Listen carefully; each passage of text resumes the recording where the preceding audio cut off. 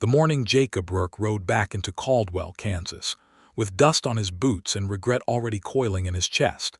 He had no idea that the horse he had sold 3 weeks prior had already been given a name, and that a name, as he was about to learn, changes everything. It was the spring of 1878, and the plains of southern Kansas were alive with the kind of wild, indifferent beauty that made a man feel both enormous and terribly small all at once. The tall grass rippled in golden waves beneath a sky so blue it almost hurt to look at it directly. Cattle drives pushed through the region with regularity, and Caldwell itself sat right at the edge of all that movement, a town that smelled of leather and livestock and ambition, a place where fortunes could be made and lost before the sun finished crossing overhead. Jacob Rourke was 26 years old, broad across the shoulders in the way that came from real work rather than vanity, with dark hair that curled slightly at the temples when the weather turned warm, and a jaw that had seen better days and worse ones with equal stubbornness.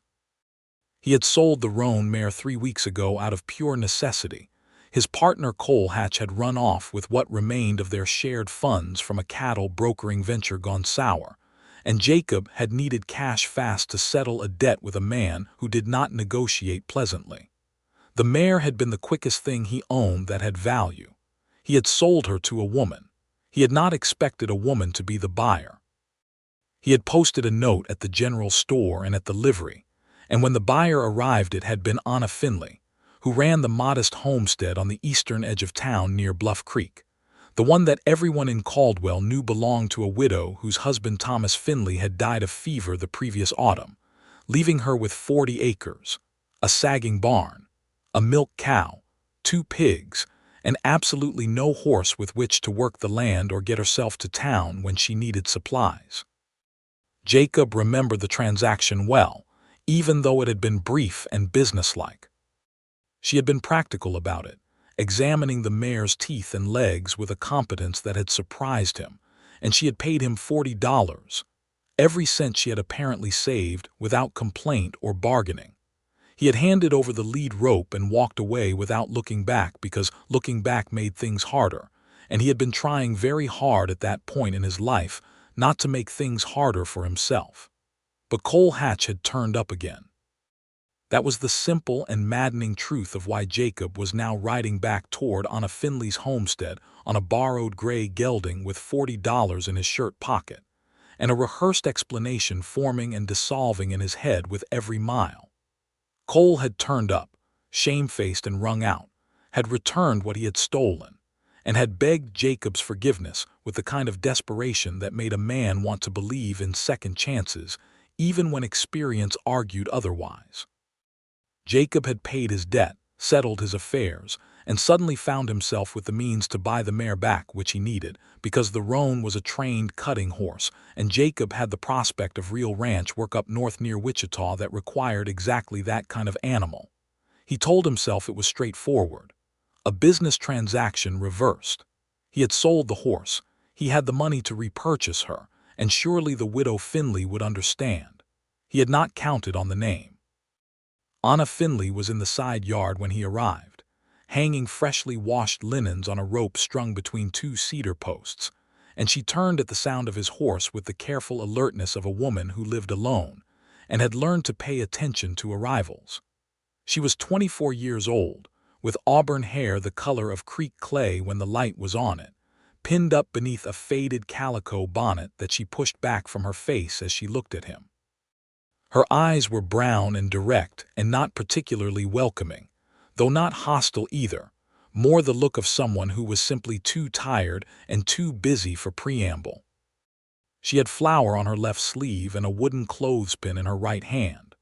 "Mr. Rourke," she said, recognizing him. Her voice was steady, measured, the voice of a woman who had made a habit of steadiness. "Miss Finley," he said, touching the brim of his hat and dismounting the gray. He tied the gelding to the fence post and came forward a few steps, trying to find the right way to begin. He had been practicing the explanation for 2 days. Now it all felt inadequate. "I did not expect to see you again," she said, turning back to the linens, which was either an invitation to speak or a dismissal. He could not entirely tell. "No, I expect you did not," he said. "I am sorry to come without warning. I have a matter I need to discuss with you." She finished hanging a pillowcase and faced him again with her arms crossed, not angrily, just in the manner of someone bracing for information they have not yet decided whether to want. "It is about the mare," he said. She was quiet for a moment. Then something shifted in her expression, not fear exactly, but a tightening, a stillness. "What about her?" she asked. "I find myself in a position where I need to repurchase her," he said. "My circumstances have changed since I sold her, and I have work coming up that requires a trained cutting horse specifically. The mare is the finest I have owned for that purpose, and I am prepared to pay you back the full $40 you paid plus an additional $10 for your inconvenience. $50 total. That is more than her fair market value." The silence that followed was the kind that had weight to it. Anna Finley looked at him with those direct brown eyes for a long moment, and then she said something he had not remotely anticipated. "I have named her," she said. Jacob blinked. "I beg your pardon." "I have named her," she said again simply, without apology or explanation, as if it were its own complete argument. He tried to recover himself. "Miss Finley, I understand that you may have formed an attachment, but her name is Mercy," Anna said. "I named her Mercy because when I came out the morning after I brought her home and I saw her standing in my barn in the first light, I thought, this is what it looks like. This is what Mercy looks like. Something that can carry you when your legs have given out." She paused. "I cannot give you back Mercy, Mr. Rourke." Jacob stood very still in the spring air with the $50 in his pocket and the rehearsed speech crumbling entirely. And he felt something happen inside his chest that he could not immediately name. "A horse needs a name," she continued, softer now, moving to gather the empty laundry basket. "Without a name, a thing is just property. With a name, it becomes something you are responsible to." "Miss Finley," he tried again, "I do not mean to be difficult, but the work I have lined up, then find another horse," she said, and there was no cruelty in it, just the flat certainty of a woman who had already lost too many things and was not going to lose this one. "Caldwell has a livery with 3 capable horses for sale as of last Tuesday. I walked past them on my way to the mercantile. None of them are cutting horses, I grant you, but cutting horses can be trained." "Not in the time I have." "Then perhaps you should have thought of that before you sold Mercy," she said, and this time there was just the faintest edge to it, barely anything, but enough. Jacob took off his hat and ran a hand through his hair, squinting out across her property. It was more well kept than he would have expected, given that she was managing it alone. The fence lines were straight, the garden patch near the house was already turned and planted, and the barn, though it leaned a little, had a fresh patch of new wood on the south wall where something had been repaired recently. She had been working hard. That was plain. "I am not trying to cause you hardship," he said at last, and meant it. She looked at him then with a different quality of attention, like she was reassessing him slightly. "I know you are not," she said, "but the answer is still no, Mr. Rourke. Mercy is mine." He put his hat back on. He should have left. Logically, the conversation was over, and any reasonable man would have ridden back to town, accepted the situation, and found another way to solve his horse problem. He did not leave. "Could I see her?" he asked instead, and he was not entirely sure why he asked it, only that he wanted to, not to make another argument, just to see. Anna looked at him for a moment, and then something gave way in her expression, just slightly, an easing. "She is in the paddock," she said, and gestured toward the back of the barn. He followed her around the side of the building, and there was the roan mare, his Mercy now by another woman's naming, standing near the fence with her nose in the fresh spring grass that had come up along the paddock edge. She lifted her head when they approached, and her ears came forward, and Anna went to the fence and reached over it, and the horse walked directly to her, and pushed its broad face into her hands with an ease and trust that took Jacob a moment to process. He had owned that horse for 2 years. She had never come to him like that. "She likes apples," Anna said quietly, rubbing the mare's forehead in the way the animal clearly preferred, given the way she pressed into it. "I have been giving her half of one each morning. She waits for it now." Jacob leaned against the fence post and watched the two of them together, and he felt the bottom drop out of his argument entirely. Not because the argument was logically wrong. He still needed a cutting horse, and this was still a good one. But because something about the scene in front of him made the argument feel small and beside the point in a way he could not easily explain.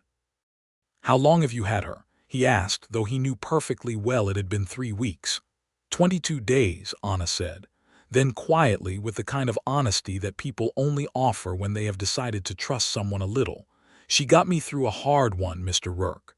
The night it stormed so badly last week, the one that took down the Hendersons' fence to the north, I was frightened. I will admit that. Living alone in a place like this, there are nights when everything feels like it is pressing in, when the wind sounds like it has intention behind it. I came out to the barn to check on Mercy, and she was so calm. She just stood there being solid and real and calm, and I sat down in the straw next to her stall and stayed for 2 hours. She let me." Anna paused. "I slept better after that than I had in months." Jacob said nothing. He was looking at the horse, but he was hearing the woman, and what he was hearing was the particular quality of loneliness that had learned to call itself by other names: practicality, resilience, self-sufficiency, because loneliness named plainly was harder to carry. He knew that quality well. "I am sorry about your husband," he said finally, because it seemed like the thing that needed saying, regardless of horses or money or anything else. She glanced at him, surprised by the shift. "Thank you," she said. "Thomas was a good man. He died in November. The fever came fast." She looked back at the horse. "I decided to stay rather than go back east to my family. My mother thought I was being stubborn. She may not have been entirely wrong." "You patched your own barn," he said. She seemed startled that he had noticed. "I did. That takes more than stubbornness," he said. She looked at him again with that appraising quality, and he got the sense he had passed some small test without knowing he had taken it. He stepped back from the fence. "I will not press the matter of the horse," he said. "You are right that she has a name, and I should not have sold her if I was not prepared to have the sale be permanent." She blinked. He had the impression she had expected a longer argument, had perhaps been prepared for one. "I appreciate that," she said carefully. "But I would like to ask one thing, if you are willing," he said. She waited. "I will need to find and train another horse for the work up in Wichita," he said. "That will take some weeks. I have a room in town at the boarding house, but I am, I confess, at something of a loose end in the meantime. If there is work on this property that needs doing, and I can see that there is, I would be glad to trade labor for nothing except maybe a midday meal if that suits you." The words were out before he had fully examined them, and he recognized with a mild internal alarm that he had not planned to say them at all. They had simply arrived, apparently of their own volition. Anna Finley stared at him. "You want to work my land," she said. "Only if you need it," he said quickly. "You have clearly been managing well. I am not suggesting otherwise. But 2 people can work faster than one. And I noticed your south fence has a section that needs replacing before the spring rains do any more damage to it." She was quiet for a long moment, looking out at the fence he had indicated, which did indeed have 3 boards rotted through and a 4th that was leaning badly. "I have been meaning to see to that fence," she said slowly. "I can fix it in a day," he said. "I know fences." She folded her arms again, that habitual gesture of consideration. He was beginning to understand that it did not mean closed, it meant thinking. "Lunch and supper," she said at last, "and you do not make a single further argument about the horse." "Agreed," he said immediately, and extended his hand. She looked at it for just a moment before shaking it, her grip firm and businesslike. "Be here at first light," she said. "I will have coffee ready." He rode back to town with the $50 still in his pocket, which was $50 more than he had arrived with in practical terms, and something else besides that he could not account for, a lightness, an anticipation that had absolutely nothing to do with fence repair. He lay awake in the boarding house for longer than was reasonable, listening to the night sounds of Caldwell, the distant piano from the saloon 2 streets over, a dog barking at something in the dark, and thinking about a woman who had named a roan mare Mercy because she had needed to see what Mercy looked like, and how that was possibly the most honest thing he had heard anyone say in a very long time. He was there before first light. He saw it through the window as he tied his horse, the warm glow of the lamp in the kitchen, moving from stove to table as she got the coffee started. He waited a polite minute after the sky began to lighten before knocking, and she opened the door with a dish towel over her shoulder and the look of someone who had been up for half an hour already. "You are early," she said. "So are you," he said. She stepped back to let him in, and the kitchen was warm and smelled of wood smoke and coffee and fresh bread. And Jacob Rourke, who had been eating his meals at the boarding house or from a campfire for the better part of 2 years, felt something in him respond to that warmth and smell with a depth that was almost embarrassing. She poured him coffee without asking how he took it, which he noted with some amusement, and slid the cup across the table, and they sat across from each other in the early morning quiet, and the whole thing had a domesticity to it that was so comfortable it was almost disorienting. "The fence boards are in the barn," she said. "I bought them 3 weeks ago but never had the time to put them in." "I will see to it this morning," he said. "The garden also needs weeding along the east row," she said. "And the pump handle is stiff. Thomas always said it needed a new leather seal, but I have not been able to get to the hardware man in town." "I can bring the hardware on my way out tomorrow," he said. "If there is a tomorrow." She looked at him over her coffee cup. "Are you planning to leave after one day?" "I meant only that you might not want a second day of this arrangement," he said. She considered that for a moment with the kind of seriousness she seemed to give to most things. "I think I will reserve judgment until I see how straight you can run a fence line," she said. He laughed. It surprised him, the genuine quality of it, coming up easily from somewhere unguarded. She did not laugh, but the corner of her mouth moved, which he was beginning to understand might be the equivalent. He fixed the fence that day, running the boards true and straight and driving the nails with the particular efficiency of someone who had built a lot of fences in a lot of weather over the years. He weeded the garden's east row and pulled the rusted pump handle apart to examine the leather, and found that it was, in fact, worn through, and told her he would bring a replacement piece from the hardware store the next morning.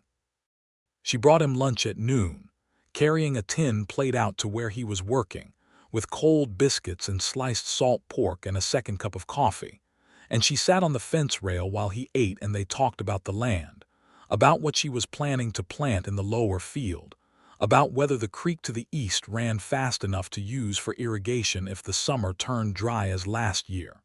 She knew her property. She knew it the way someone knows a thing they have studied out of necessity, which was deeper than the knowing of someone who had always simply had it. She could tell him the drainage pattern of every acre, which soil was clay and which was sandier and would dry out faster, where the deer came through in the mornings. She had observed all of it alone, in the months since Thomas died, with the methodical attention of a woman building a new understanding of where she stood. Jacob listened more than he talked, which was not his habitual pattern but felt right here, in this context, with this woman. In the afternoon, he patched a section of the barn's interior wall, where mice had found a gap, and repaired the hinge on the south-facing door that swung wrong and scraped the ground when opened. He worked without being asked to do these things, because he could see they needed doing, and because working was the thing he knew best how to offer. When supper came, she made a proper meal, beans and cornbread, and a slice of dried apple pie that was the best thing he had eaten in months, and they sat at the kitchen table while the evening came down outside the windows, and the lamp made a small, warm world of the room. He told her about the work up in Wichita, the rancher named Gerald Prout, who had offered him a position as a cattle hand with genuine prospects of advancement if the season went well, about how Cole Hatch's betrayal had nearly cost him the opportunity, about the mare, and why a cutting horse mattered for the kind of work Prute's operation required. She listened with her chin propped in her hand and the direct brown eyes attentive, and she asked questions that were intelligent and practical, questions about how cutting horses were trained and what specifically made one good or poor at the work, and he found himself explaining with a thoroughness and enthusiasm that surprised him, because it was rare to talk to someone who genuinely wanted to know. Could any horse be trained as a cutting horse? She asked at one point, and there was something careful in how she phrased it. He understood she was asking about mercy. Some horses take to it more naturally than others, he said honestly. The roan has an instinct for it that takes most horses years to develop. But yes, a competent horse with the right temperament can be trained. It would take time. There is a gray at Murdoch's livery, she said. I have seen him. He has quick feet and a low center of gravity. He looked at her. You have been looking at horses for me. She appeared briefly flustered, which was the first time he had seen anything like it. I noticed him because I thought he looked fast, she said, with a carefulness that suggested she had noticed him for reasons she was not entirely prepared to examine. Jacob felt the warmth of that careful admission settle over him like the evening light. I will look at him, he said. He rode back to town that night with the stars beginning to appear over the Kansas plains, and he sat on his borrowed gray in the last of the light and looked back once at the homestead, where the kitchen window still glowed warm. And he thought that he had come to this place to reclaim a horse, and had found himself thoroughly unable to leave, not because of the horse anymore, but because of the woman who had named it. He came back the next morning, and the morning after that, and the one after that. He brought the leather seal for the pump and fixed it so it drew water smooth and true, and Anna stood beside him and pumped the handle and laughed, a real full laugh, the first one he had heard from her, when the water came up clean and strong. That sound, she said, meaning the good clean pull of the pump, and then she looked up at him with her eyes lit with genuine pleasure, and he thought she might be one of the most beautiful women he had ever seen, and that thought arrived with such authority that it briefly knocked everything else out of his head. He went to Murdoch's livery and looked at the gray horse she had mentioned, a 5-year-old gelding named by Murdoch simply Slate, and found that she had been right. The horse had quick feet and a good, alert intelligence and a low-slung way of moving that suggested the kind of balance a cutting horse needed. Jacob worked with him for 2 afternoons in a row in the livery's adjacent paddock, and found that Slate had a responsiveness to leg pressure that was unusually good for an untrained horse. He told Anna about it the following morning over coffee, and she listened with her elbows on the table and her face interested, and said, "Will he be ready in time for Wichita?" He looked at her across the table and said, "Probably," and then said nothing else for a moment because the word probably had sounded different when he said it than it had felt in his head. It had sounded like he was not entirely sure he wanted to be ready for Wichita, and he was not sure when that had become true. "You could stay a while," she said, very quietly, looking at her coffee cup, and then looked up immediately as if alarmed by herself. "I mean, to train the horse properly. It would take time, and there is still much to do on the property before summer." "Yes," he said, "there is."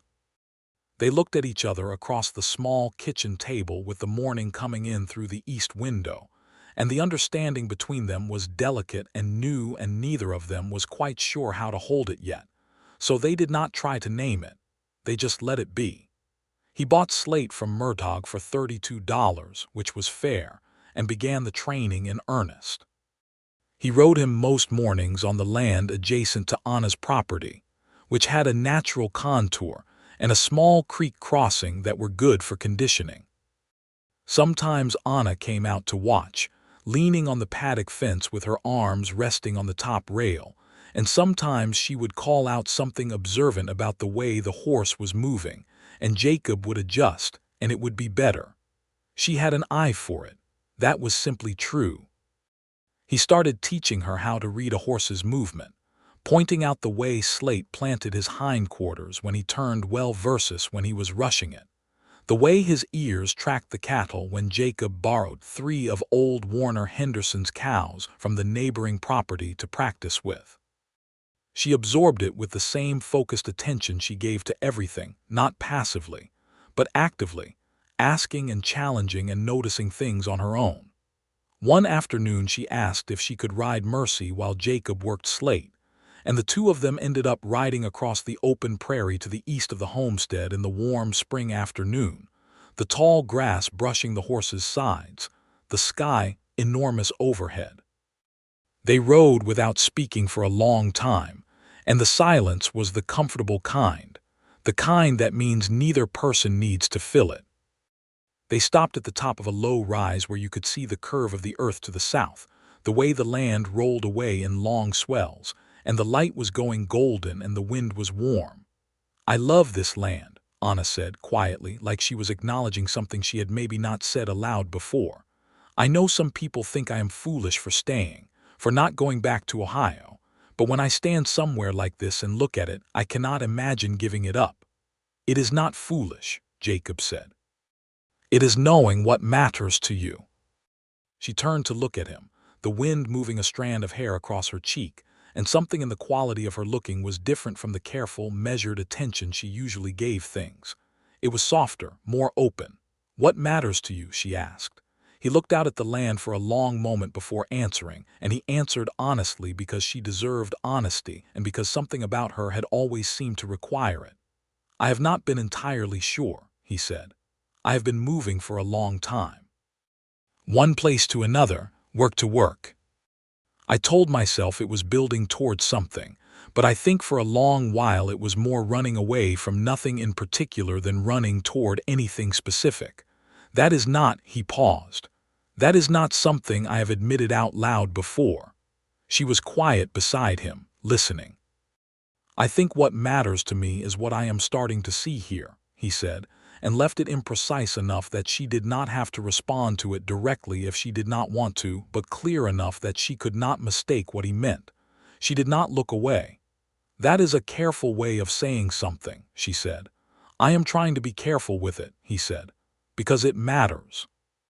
They rode back in the long summer evening and she made supper and they sat on the porch afterward while the dark came down, and for the first time since he had arrived, he stayed past sundown, until the stars were fully out and the coyotes were calling somewhere far to the north. "You should get back to town before it is fully dark," she said eventually, but without urgency, the way you say something you feel obligated to say rather than something you mean. "I should," he agreed, without moving. She laughed quietly to herself, and it had a warmth in it now that it had not had that first day. He left finally, riding back to Caldwell under a full sky of stars, and he thought about Ohio and Kansas and what roots meant, and about a woman who had named a horse Mercy because she had needed to see what mercy looked like, and he thought that he was possibly a man in the process of understanding something important about himself, which was both terrifying and necessary. The trouble arrived, as trouble in Caldwell tended to, on a Thursday afternoon. His name was Roy Cutter, and he was a business associate of the late Thomas Finley's, or so he claimed when he rode up to Anna's property while Jacob was splitting wood in the yard. He was a heavy-set man with a narrow-brimmed hat and the air of someone who considered politeness a strategy rather than a virtue, and he wanted to speak to Miss Finley about a financial arrangement that Thomas had apparently made before his death.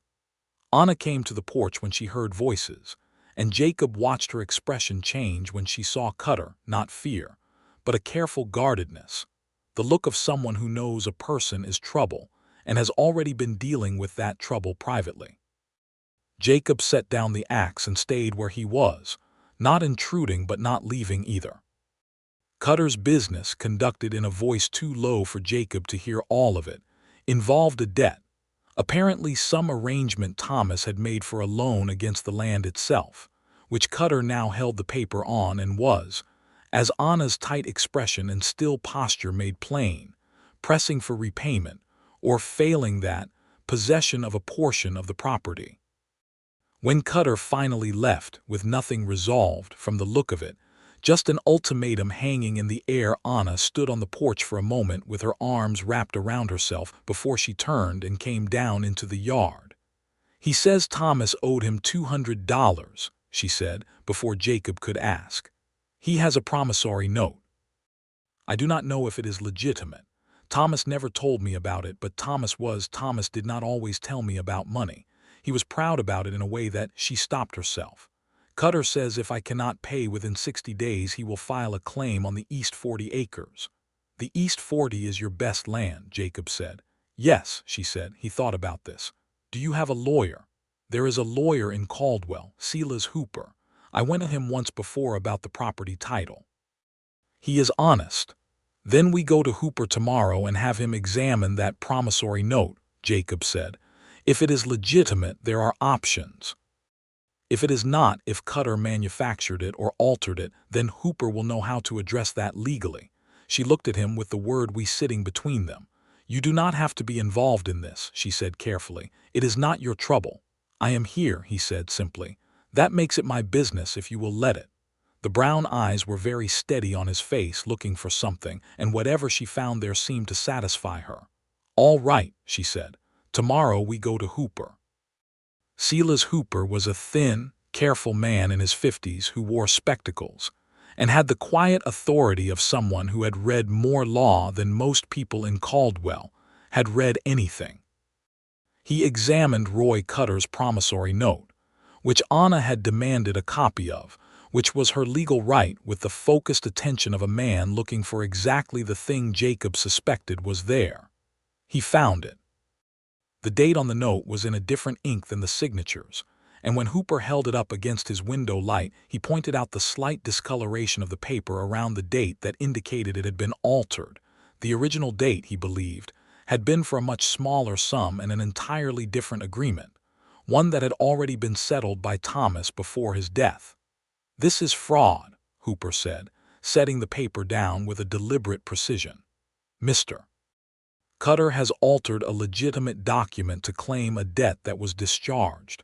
I can file an injunction immediately and, if you wish to pursue it, a charge of fraud against him. In the meantime, Miss Finley, your property is not at risk." Anna sat very still in the lawyer's office while Hooper explained the process, and Jacob sat beside her, and he watched the tension leave her body incrementally as the situation became clear. The careful holding together quality that she maintained so consistently relaxing. Just slightly, the shoulders dropping, the hands in her lap unclenching. When they came out into the afternoon sun of the main street of Caldwell, she stood on the boardwalk for a moment and breathed. "He was trying to take my land," she said. "He was," Jacob said. "He probably thought I would not know to check," she said. "He thought a woman alone would not know to check." "He was wrong," Jacob said. She turned to look at him, and her eyes were bright with something that might have been tears if she had been the kind of person who cried where others could see. But she was not, so they were just bright, and she held his gaze for a long moment. "Thank you," she said, and the simplicity of it was the thing that hit him hardest. No performance, no elaboration, just the pure weight of genuine gratitude. "Thank you for letting me help," he said. They walked back to where the horses were tied, and she stopped by Mercy and ran her hand down the mare's neck the way she always did, and the mare swung her head around to lip at Anna's sleeve. "You are trouble," Anna told the horse, with a fondness that made Jacob smile. "She is the reason I came back," he said, and then with a slight catch in the words, "I am glad she had a name." Anna looked at him over the horse's neck, and something moved through her expression that was complex and quiet and resolving. "So am I," she said. Cutter left Caldwell within the week, once Hooper had filed the injunction and made it sufficiently clear that the matter would not go away quietly. He was not the type to face down a legal process with any real fight in him. Men like Cutter relied on the assumption that no one would push back, and once pushed back against, they tended to deflate. The East 40 acres remained Anna's, uncontested. The summer came on warm and green, and Jacob Rourke found himself, somewhere around the middle of June, no longer thinking about Wichita with any genuine urgency. Gerald Prute's offer was still open. Prute was a patient man who wanted good workers more than fast ones. But the horizon of it had receded, become less immediate, because every morning that Jacob rode out to Anna's property and sat across the kitchen table from her with coffee and the growing light coming in, the prospect of leaving felt less like necessity and more like loss. He was aware of this. He was also aware that awareness was not the same as knowing what to do about it, particularly given that Anna Finley had been widowed not yet a year, and there was a decency owed to that, a pace, a patience, that he felt strongly she deserved. So he worked. He helped her with the late planting in the lower field, the sorghum she was trying for the first time, and he fixed the barn roof before the summer rains could use the deteriorating shingles against her, and he trained Slate through long afternoons until the gelding was moving with something approaching the smooth responsiveness of a proper cutting horse. And they talked, every day, over coffee in the morning and on the porch in the evenings, and the talking was the thing that built between them like a structure, each conversation another board, another joint, something increasingly solid and real. She told him about Ohio, about her family, about how she had met Thomas at a church social when she was 19, and he had seemed like adventure personified, a young man going west to make something of himself, wanting a wife who was not afraid of it. She had not been afraid of it. She had wanted the wide sky and the open land, had grown up reading about it in books, had felt the smallness of Ohio closing in on her well before she had any practical means of escape. Thomas had been the means, and she had loved him, she said, with the honest qualification of someone who understood the difference between different kinds of love. She had loved him and been grateful for him and built a life with him and grieved him truly when he died. But there had been something in their marriage that was more companionable than passionate, more practical than consuming, and she had understood that even while it was happening, and had not blamed either of them for it, because they had both wanted the life more than they had wanted each other, and that was its own kind of truth. Jacob listened to all of this with the focused attention it deserved and did not offer easy comfort or easy comparison, just heard it and let it stand. He told her in return about his own family, the father who had been a violent and unhappy man, the farm in Missouri where he had grown up wanting nothing so much as to be somewhere else, the leaving at 16 and the years of drifting work, cattle driving and fence building and occasional ranch hand positions that lasted a season and then dissolved. He told her about the 2 years with Cole Hatch, the early promise of the brokering venture, the betrayal and the aftermath. He told her about the specific quality of loneliness that came from moving, how you could be surrounded by people at the end of a long cattle drive and feel it as acutely as if you were on the open plain alone, because none of the people around you knew you well enough for the company to be meaningful. "I think I was looking for a place to stop," he said one evening, without knowing that was what I was looking for. She was quiet for a moment, watching the last of the light go. "And have you found one?" She asked so carefully that the carefulness itself was a kind of answer. "I think so," he said, just as carefully. She turned to look at him in the near dark, and he could see the particular quality of her expression, the open watchfulness, the readiness of someone who has been very still for a long time and is beginning to consider movement again. "Jacob," she said, and it was the first time she had used his given name, and the fact of it moved through him like something electric. "Yes," he said, and it was an answer to a question she had not asked yet, but she understood it anyway, because they had been speaking in this register for weeks now, around the edges of things, and the edges were getting thinner. She reached across the porch rail and put her hand over his, and the warmth of it was simple and absolute.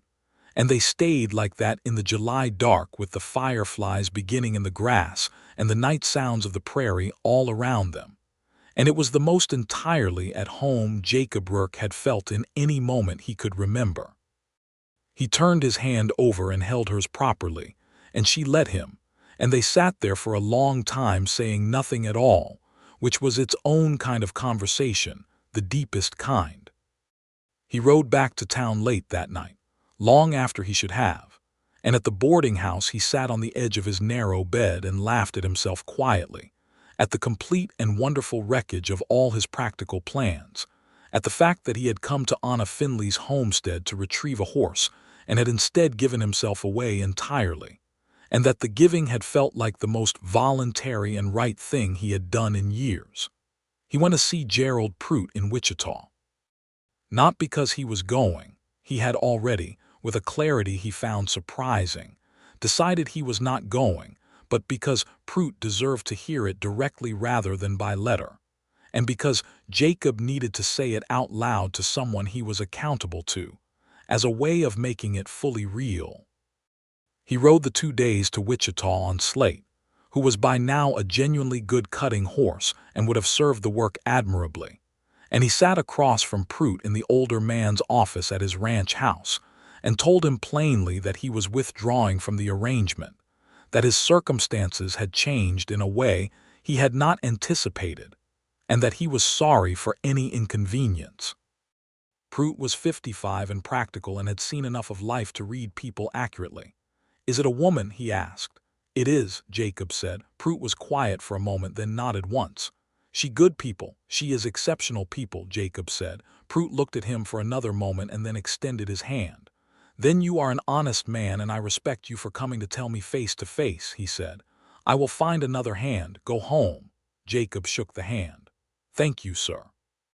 He rode back to Caldwell in 2 days, faster than the ride out, and when he came down the road that passed Anna's property on the east side, he saw her in the garden, bending to the work in the late afternoon light, and she heard the horse and straightened and turned. And when she saw it was him, she was still for just one moment, and then her face did something he had not seen it do before. It simply opened, fully and without reservation, the careful guardedness entirely gone. He stopped the horse at the fence and she came toward him, and he dismounted before she reached him, and she stopped a few feet away with her hands dusty from the garden and her bonnet pushed back and her eyes very bright. "I thought you were not coming back until next week," she said. "I finished faster than I expected," he said, which was true and not the whole truth. "What did Mr. Prout say?" she asked. "He wished us well," Jacob said, and watched her process the us. Her mouth curved, not the small, contained corner of the mouth movement he had come to know, but a full, real smile, the kind that changed her whole face, and it was so unexpectedly arresting that he stood there for a moment just looking at it. "You are staying," she said. "I am staying," he said. "If you will have me. I know it is fast, and I know you have had a hard year, and I do not want to crowd your grief or push you past where you want to be. But I need you to know that I am staying in Caldwell, and I would like very much to court you properly, if that is something you might want." She looked at him for a long, serious moment, the full open expression still on her face. "Jacob Rourke," she said, "you have been coming to my kitchen every morning at first light for 2 months. I would say the courting has been underway for some time." He laughed. She laughed with him, that full laugh he loved. And then he stepped forward and she stepped toward him, and he kissed her, properly and genuinely, in the late afternoon light beside the garden, with her hands dusty and his hair wind-blown, and Mercy watching them over the paddock fence with serene equine indifference. She tasted like sunshine and something sweet, apple preserves maybe, from the jar she had been opening for the midday meal, and the kiss was not tentative. Neither of them was a tentative person when they had made up their mind, and they had both, apparently, made up their minds. She pulled back after a long moment and pressed her forehead briefly against his, and they both stood very still in the middle of the ordinary afternoon, in the extraordinary fact of it. "Come inside," she said softly. "The coffee is still warm." He tied Slate to the fence and followed her in, and Mercy watched them go with her ears forward and her expression, if a horse could be said to have one, entirely satisfied. Jacob spent 3 months properly courting Anna Finley in the eyes of Caldwell, which meant presenting himself at the Sunday church service beside her, which meant calling at the house at reasonable hours and being seen, which meant making his intentions clear to the town and to Anna's small circle of friends, the widow Mrs. Crane next door, the Reverend's wife, and the young schoolteacher Miss Haverford, who had befriended Anna in the first months of her widowhood and was, Jacob quickly understood, fiercely loyal to her in the specific way that women are loyal to women who are doing hard things bravely. Miss Haverford approved of him, which mattered because Anna's opinion of Miss Haverford was high. The approval came after a Sunday supper at which Jacob had, apparently, said exactly the right things about Anna's plan for the lower field, and exactly the right things about the schooling situation in Caldwell, and whether a larger school building might eventually be warranted given the town's growth.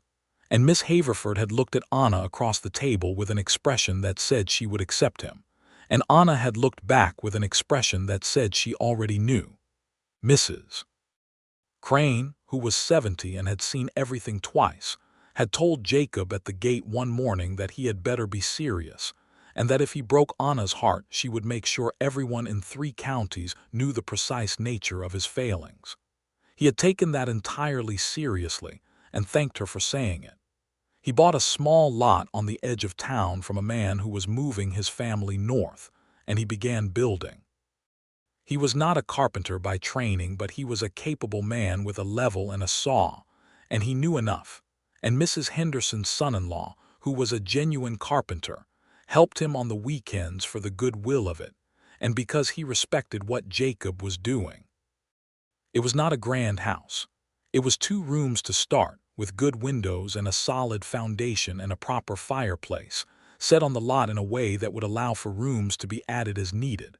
He told Anna about it when he had the framing up and the roof on, and she walked through it with him in the October afternoon, ducking under beams that were not yet at full height, looking at the window placement with her practical eye. The kitchen window should face east, she said. Morning light. He had already placed it east. He told her so, and she gave him the small smile. It is a good house, she said, and stood in the middle of what would be the main room and turned slowly, looking at the space, and he watched her imagine herself in it, and the sight of that was one of the best things he had seen. He asked her to marry him on the first Saturday of November, which was exactly 1 year after Thomas Finley had died of fever, which he had calculated deliberately and carefully because he wanted to honor that, the year of it, the proper grieving of it, rather than step over it. He asked her on the porch of the homestead in the late morning, with the autumn plains all around them, and the sky that cold, clean blue that only comes in November. He had a ring that had been his grandmother's, the one thing of value he had carried with him through all the years of moving, kept in the inside pocket of his good coat, because he had not known what he was keeping it for until now. He went down on one knee, which Anna clearly had not expected given the way she inhaled sharply, and he looked up at her in the autumn light and said, "Anna Finley, I came to this property to take back a horse you had named, and I am deeply glad you would not let me, because it brought me back here, back to you, and what I have found here is the thing I did not know I was looking for. I am asking you to let me stay. To marry me and let me build something here with you, not just the house, not just the land, but a life. A real full life with you if you will have me." She had her hands pressed together in front of her lips, and her eyes were very bright, and she was looking at him with everything she had. "Yes," she said, the way she said everything important directly, without decoration, with her whole self behind it. He stood and put the ring on her finger, and she looked at it for a moment, and then she looked at him, and then she did what he had not expected and did not try to stop. She stepped forward and put her arms around him and held on, the way you hold on to something you have decided is yours, with a completeness that was not tentative or careful or measured, just fully there. He held her back the same way. Mercy watched from the paddock, unimpressed as always, and pulled another mouthful of grass from the November stubble with serene indifference. They were married in December of 1878 at the small Caldwell church, in a ceremony that was modest and genuine and witnessed by half the town because Anna had more friends than she knew, accumulated in the year of her widowhood through the quiet credit of her character. Mrs. Crane sat in the front row and cried in the specific way of someone who is crying from relief rather than sentiment. Miss Haverford stood up with Anna and wore a blue dress and looked thoroughly satisfied. Gerald Prout had sent a letter of congratulation when he had somehow heard the news, which Jacob had read aloud at the breakfast table and which had made Anna laugh. Jacob wore his good coat, which had the grandmother's ring in it no longer, and when Anna walked toward him down the church aisle in her best dress, which was a deep green that made her hair look like autumn, he thought that there was a version of his life that had not come back for the horse, had found another cutting horse, or simply written off the work in Wichita, and he felt the proximity of that other version as a kind of dizziness. The specific vertigo of understanding how close you came to missing the thing that matters most. He had almost not come back. The name had brought him back. Mercy had brought him back. He said as much in the small, private moment before the ceremony began, standing with her in the side room of the church, just the two of them for a minute. "I need to say something to you," he said. She looked at him with those steady brown eyes. "If you had not named her," he said, "I would have taken her and left, and this," he gestured between them, meaning everything, the ring, the ceremony, the life opening in front of them. "None of this would exist. I owe all of it to a name. To you giving a horse a name because you needed to see what mercy looked like." She looked at him for a long moment, and her expression was that full open one, the one she had stopped guarding. "I think," she said carefully, "that the name was just the occasion. You would have found your way here regardless." "You are kind to say that," he said. "I am accurate," she said, with the slight curve of her mouth. "I am always accurate."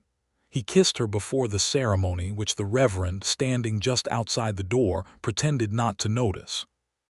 They moved into the two-room house, which was good and solid and warm, and Jacob spent the winter finishing the details. The proper kitchen shelving Anna had sketched out on paper, the second fireplace for the bedroom that he had been planning since October, the storage room at the back that would become a pantry.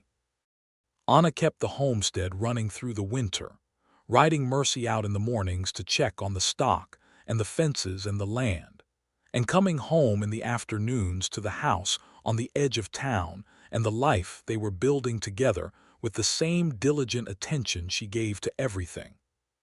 She was better at it than she had ever been, because now there were two of them, and two people who are genuinely suited to each other can accomplish things in a day that would take each of them a week alone. Not because the labor is halved, but because the quality of the working is different, animated by a different kind of purpose. Jacob worked the spring cattle drives that came through Caldwell with Slate, who had by now developed into a genuinely excellent cutting horse, and the work was good and paid well, and he came home at the end of it smelling of cattle and dust with money that they put into a tin box under the bed against the future.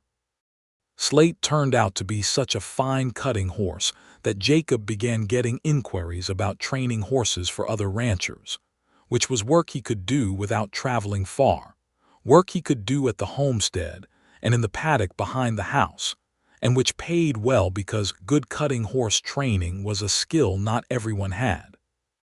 By the summer of 1879, he had a small but growing reputation for it, and 3 ranchers in the county were paying him a monthly rate to train their horses, and the tin box under the bed was getting respectable.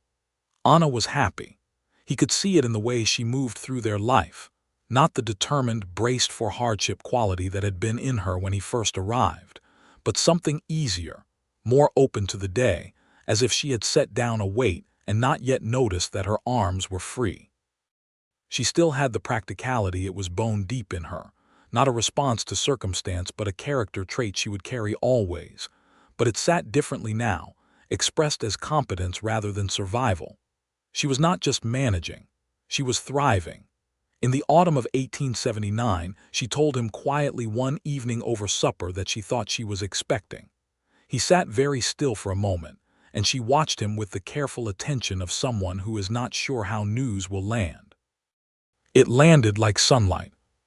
He stood up from the table and came around to her and crouched down beside her chair and took her hand and looked at her face with an expression he could feel was probably a great deal more emotional than was dignified, and he said, "Anna."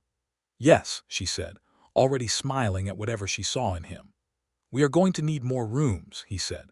She laughed that full, genuine laugh, and he stood and pulled her up with him and held her close in the warm kitchen, and the night outside the window was full of stars. He added a third room to the house before winter fully closed in, working quickly but carefully, making it larger than the minimum because he did not want to add rooms again in a year. And Mrs. Henderson came and inspected the framing and declared it sound. And Miss Haverford came and declared the window placement ideal for a child's room, which she said with the air of someone who has thought a great deal about children's rooms. And Anna stood in the middle of the unfinished space and looked at the walls and the window and said nothing for a moment. And Jacob could see her imagining a child there, and the imagining was written all over her face. He was beside her in that moment, and she leaned her head against his shoulder briefly, and he felt the full weight and privilege of it, to be the person she leaned on, to have been trusted with that. The child was born in the spring of 1880, in the new third room, with Mrs. Crane and the doctor present and Jacob pacing the main room in the specific agony of fathers who can do nothing during the essential process. When it was over and the cry came and Mrs. Crane appeared at the doorway with her face composed into a deliberate neutrality that did not quite conceal her emotion, Jacob was through the door before she finished saying, "You can come in now." A boy. Dark-haired like Jacob, with Anna's brown eyes, which was possibly the finest combination of elements Jacob could have imagined. He weighed his son, who was solid and real and making opinions known with a healthy volume, with the careful reverence of a man holding something irreplaceable. "He needs a name," Anna said from the bed, watching him with the particular quality of exhausted, luminous happiness that she had earned absolutely. "Yes, he does," Jacob agreed. "Have you thought about one?" She had. She told him, "Thomas," she said, "for his father who gave me the land, and then William for your grandfather, you told me about him once." He looked at her. "You remembered that?" "I remember everything you tell me," she said, simply. Thomas William Rourke arrived in the world with an opinion about everything, and a set of lungs that seemed disproportionate to his size. And Caldwell had no sooner gotten used to one piece of Rourke news than they were hearing the next. Jacob's horse-training business had grown by then into something with a proper name, Rourke Training, which Jacob had painted in careful letters on a sign at the homestead gate. And he had hired a young man named Ben Calloway, 17 years old and from a ranch family, who had a natural gift for horses and a willingness to learn that Jacob respected. Anna had taken on the management of the homestead books with the thoroughness she gave to everything, and what had been a modest landholding was now producing well, the sorghum in the lower field, a proper vegetable operation that she had expanded and from which she sold surplus to the general store, and the milk operation from the cow that had been joined by 2 more cows and was now producing enough that she supplied 3 households in town. It was not wealthy, it was secure. There was a difference, and the security was hard-won and genuinely theirs, built from actual work and genuine partnership, and it had the particular solidity of things that are earned rather than given. The East 40 acres that Cutter had tried to steal remained Anna's, and she planted it with the autumn wheat, and it came up in the spring green and thick and undeniable. Little Thomas learned to walk in the summer of 1881. Taking his first steps across the kitchen floor toward Mercy's direction through the open back door. The mare was visible from the doorway, as she often was, because Anna had got into the habit of leaving the back door open in summer so that she could see Mercy while she worked in the kitchen. Jacob caught his son before he made it through the door and down the step, and the boy looked up at him with the direct brown eyes and the expression of someone who had been interrupted on important business. "That horse will be the death of me," Jacob said, and Anna at the stove said without turning around, "She brought you here. Show some gratitude." He looked at the back of her head, the auburn hair pinned up in the familiar way, the flower already on her sleeve at this hour of the morning, and felt everything he had ever felt about her arrive again at once, undimmed by familiarity, undiminished by a day of ordinary living, which was the thing he had come to understand, that distinguished love that was real from love that was merely circumstantial. It did not dull, it deepened. He was still thinking about this when Thomas squirmed in his arms and pointed at Mercy and said, with enormous conviction, what appeared to be an approximation of the word horse, and Jacob looked down at his son and said, "Yes, that is Mercy." Thomas said something back that was not quite either word, but it was trying. The summer of 1882 was a good one. Rourke Training had 6 clients now, including one rancher from as far as Dodge City who had heard of Jacob's reputation through the increasingly reliable word of mouth that moves through ranching communities.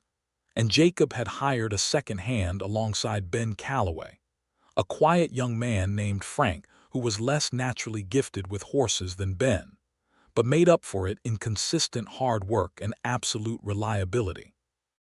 Anna had by then developed what could only be called a partnership with Jacob in the training business, not in the riding or the physical work, though she could and did ride and help with the early assessment of new horses, but in the bookkeeping and client management and the scheduling of the training program, which had grown complex enough that it required someone with her organizational precision to keep it straight. They worked well together in that specific way that is rare and precious, complementing rather than duplicating, each doing the thing the other did less naturally, so that the total was better than either part. Miss Haverford, who had by now married the Reverend's visiting nephew, and was therefore properly Mrs. Aldridge but whom everyone still called Miss Haverford, had become a regular figure in their household, arriving on Sunday afternoons with her own small son, who was 4 months younger than Thomas, and had apparently formed the opinion that Thomas was the most interesting person in the world, a view Thomas did nothing to discourage. Mrs. Crane, who had become a fixture in their lives in the way that truly indispensable people become fixtures, still came through the gate most mornings to peer at whatever Jacob had planted in the front beds. He had started a kitchen garden near the house at Anna's suggestion, and had discovered that he was surprisingly good at it, and to offer opinions on the state of the town, which was growing fast in 1882. With new families arriving each month, and a genuine commercial district developing on the main street. In the October of 1882, Anna told him she was expecting again, and this time he received the news without the frozen moment of processing he had required the first time. This time he simply picked her up, which startled her badly because she had been carrying a pot, and she told him sharply that he was going to be the death of her, and he set her down and steadied the pot and kissed her with the door to the yard standing open and Thomas watching from behind the table leg with enormous eyes. "Mama fall," Thomas reported with the gravity of a child making an official record. "Mama did not fall," Anna said. "Papa was being foolish." "Papa was celebrating," Jacob said. Thomas thought about this. "Celebrating," he repeated carefully, trying the word on, and then walked over to Jacob's leg and patted it once, solemnly, as if confirming that this was acceptable. Jacob looked down at his son and felt the full, specific, overwhelming quality of a life that had turned out beyond any reasonable expectation, a life built from the starting point of a horse with a name. The second child was born in June of 1883, and it was another boy, James Henry Rourke, darker than Thomas, with Jacob's jaw from the first days and Anna's particular way of looking at things closely, which seemed to be a trait that could transmit through blood, which Jacob found profoundly amusing. Thomas received his brother with the seriousness of a 3-year-old who has been told a great many times that this is a very important responsibility, and spent the first week bringing James small objects of interest, a smooth rock, a length of string, a button, and leaving them beside him in the cradle with the solemnity of someone completing vital offerings. Anna watched this from the rocking chair with the expression she got when she was containing more feeling than she was going to let show, and Jacob watched her from the doorway of the room and thought that he had been right, back at the beginning, when he had thought she was one of the most beautiful women he had ever seen.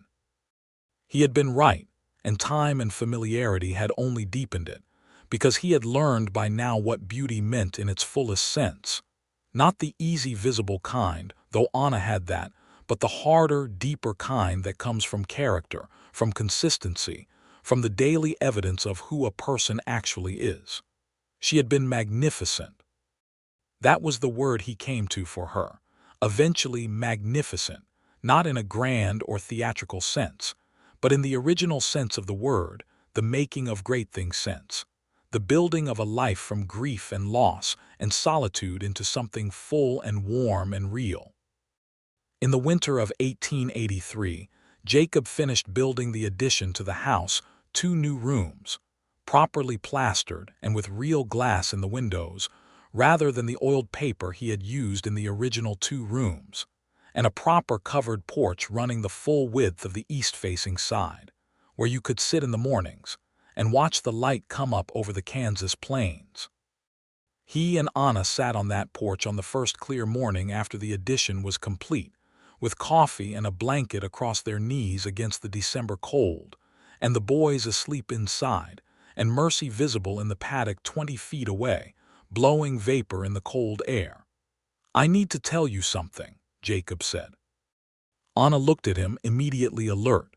"It is not alarming," he said quickly, and saw her relax. "What is it?" she asked. He looked out at the plains, at the first gray light spreading across the winter grass. "I have been thinking about the horse," he said. "About Mercy, about coming back." "You think about that often," she said. It was not a question. "I think I will always be grateful for it," he said, "for the fact that you had named her."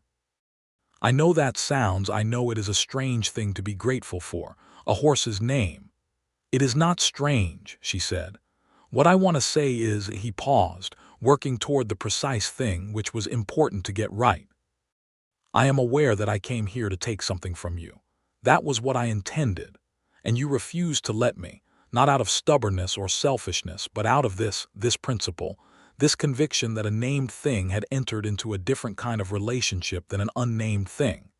And that conviction stopped me. It stopped me from doing a practical, reasonable, defensible thing and made me stop and see you, see the homestead, see what was actually in front of me." She was looking at him with the full, open expression. "And what I want to say is that I think you were right, and not just about the horse," he said. "I think you were right about what naming means. When you name something, you take responsibility for it. You enter into a relationship with it. And that is what I want to say about us, about this." He gestured between them, meaning the porch and the house and the sleeping boys and the plains and everything. "You named this before I did. You saw it before I did.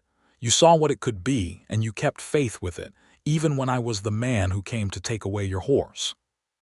She sat with this for a long moment, in the way she sat with things that mattered, letting them settle fully. "I did not see it before you did," she said at last. "You were braver about it," he said. She considered that. "Possibly," she said.